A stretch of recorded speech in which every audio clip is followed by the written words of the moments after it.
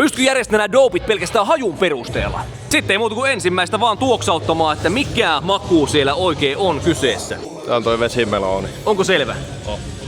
Tää on kyllä vaikea. Sovitaan näin. No niin. Tää on Fizzy Bubbles. Siitä. Tää on toi Bliss Poppi. Ja sittenhän meille jää vaihtoehdoksi enää tää Omena. kirpeä omena. Onko kaikki oikein? Pitäis olla, kyllä mä oon aika varma, että ne on. Katsotaan eka, mitäs täällä sanotaan, mitä siellä lukee? Vesimeloni ja mango. Aivan oikein. Sininen vadelma. Fizzy. Fizzy bubble. Ai että, kato, onko se? Bliss Poppi. Ai, ja se on kaikki oikein. 5/5. Mikä äijä lempparimaku? Mä sanoisin, että toi Bliss Poppi on semmonen aika freshi, mä tykkään siitä.